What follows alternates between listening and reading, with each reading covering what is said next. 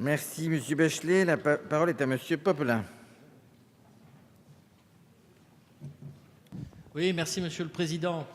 Cet article 12 dont nous venons d'aborder l'examen constitue un des éléments essentiels de ce projet de loi relatif à la modernisation de l'action publique territoriale et à l'affirmation des métropoles.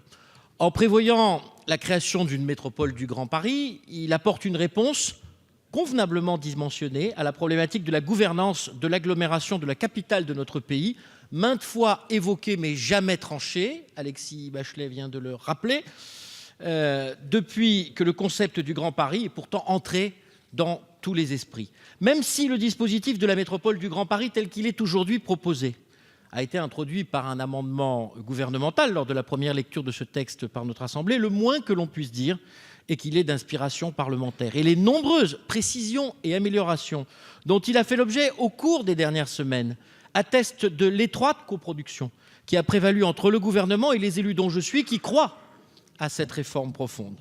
Personnellement, je n'ai jamais considéré que l'échelon intercommunal, à l'échelle où il s'est dessiné au cours des 15 dernières années, pouvait constituer une fin en soi pour la zone dense de l'agglomération parisienne. C'est la raison pour laquelle, par exemple, la commune de Livry-Gargan, dont je suis l'élu, n'a pas souhaité s'engager dans ce processus empirique de regroupement.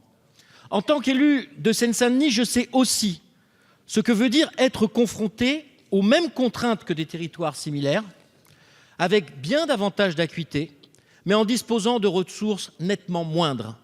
La métropole du Grand Paris constituera un puissant outil péréquateur à l'échelle de l'ensemble de la petite couronne.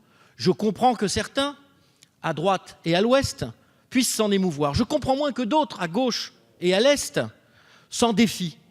Mais je ne m'étonne plus qu'ils fassent, en cette occasion comme dans d'autres, cause commune et même parfois tribune commune. Il s'agit là d'une habitude bien ancrée dans l'histoire de la première couronne. Jean-Marie Le Guen l'a aussi rappelé tout à l'heure. Mes chers collègues, les archives de nos débats parlementaires regorgent de procès d'intention et de prévisions apocalyptiques. Chaque fois qu'une majorité fait preuve d'audace pour faire évoluer notre organisation territoriale, l'adoption des premières lois de décentralisation en 1982 et 1983 constitue de ce point de vue un bel exemple de ce qui peut être qualifié de frilosité et de conservatisme. Pour ma part, vous l'avez compris, je soutiens les modalités de création de la métropole du Grand Paris telles qu'elles sont proposées dans cet article avec beaucoup d'intérêt et d'enthousiasme.